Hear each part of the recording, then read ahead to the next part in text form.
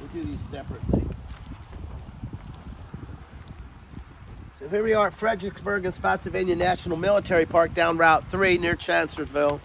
And take a close look at this on Jackson's attacks. You'll see we are here. And interestingly enough, you'll see the tavern and Jackson's soldiers here, I think, over the hill over there, if I get it correct. Yep, that direction, over that ridge over there. And then you've got Chancellor back this way. But let me read this to you. Jackson attacks. Quote, "You can go forward then."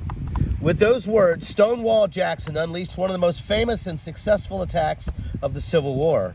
On the afternoon of May 2nd, 1863, Jackson led 30,000 men of his 2nd Corps to a point just beyond the Union Army's right flank, located in this vicinity. He deployed his men astride the Orange Turnpike, modern Route 3, in 3 lines of battle, each 1/2 mile or more in length. 2 hours before sunset, Jackson struck. As his men struggled through the tangled woods, they drove deer, rabbit, and turkey ahead of them. The frightened animals bounded into the Union camps, causing the Northern soldiers there to cheer. Their merriment quickly turned to fear as the Confederates stormed out of the woods, screaming the rebel yell. Jackson was upon them. So this is later on in May of '63. Interesting. And we have others over here. We might as well check them both out. Recipe for Union disaster. Oh, look at this drawing. Wow. Dowdall's Tavern, Jackson's attack. So here's an artist rendition of this very specific battle. Wow. This sketch shows the Union 11th Corps line aligned on the Orange Plank Road facing south to your right. Jackson attacked from the extreme right of this image. Note the smoke on right edge. There we go. Yeah. Interesting. The building that appears in both this sketch and the image at right is Dowdall's Tavern, the headquarters of Union General Oliver Otis Howard. The tavern stood south of the Orange Road, about a mile in front of you. So that would have been this way, down south. Interesting. Jackson's flank attack struck General Oliver O. Howard's 11th Corps, whose line extended for more than a mile along the Orange Plank Road and Turnpike.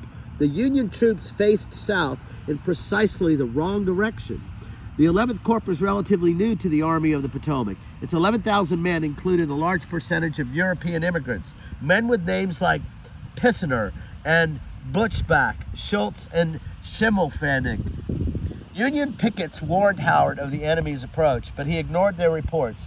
Army headquarters had assured them that the Confederate Army was in retreat. Now, as the Southerners bore down upon Howard's flank, the men of his corps broke rank and fled. Although the general and his officers eventually restored order, they could not restore the corps' reputation. From then on, the 11th Corps would be derisively known as the Flying Dutchman. Why did we run? Well, those who didn't run aren't there yet. And of course, I've got that lovely cold today. But here we have Union General Oliver Otis Howard vainly trying to rally his panicked troops. Very interesting. And one more over here, pressing the attack. So here's Wilderness Church. Oh, that's rather interesting. Wilderness Church as it appeared after the war. Jackson's troops reorganized in the church clearing following their attack on the 11th Corps. That evening, as the fighting subsided, Confederate officers reassembled their commands in the clearing surrounding Wilderness Church, 1/2 mile in front of you. The attack had taken a heavy toll on the Army's organization. Units had become mixed. Some men wandered off in search of food or water. Others plundered abandoned Union camps. It would take time to get his corps back into fighting trim, but Jackson could not wait. The Confederate Army was divided. Decisive action by Hooker might yet turn the Confederate victory into a defeat. Jackson had to strike before the enemy could regain his balance. As darkness descended on the battlefield, Jackson ordered General A.P. Hill to slice behind the Union forces at Chancellorsville and sever their supply line across the Rappahannock River.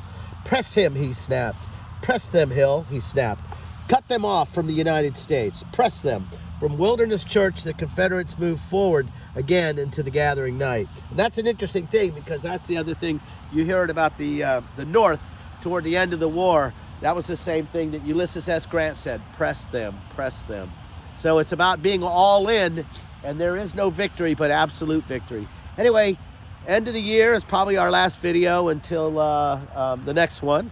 Anyway, thanks for everybody for subscribing, Motley Patriot. It's been a good year, a lot of new subscribers. We really enjoyed a lot of the comments that people put in. I'm always looking forward to some ideas and input on what videos you might like to see. Anyway, Motley Patriot, thank you, and I'll see you in 2024.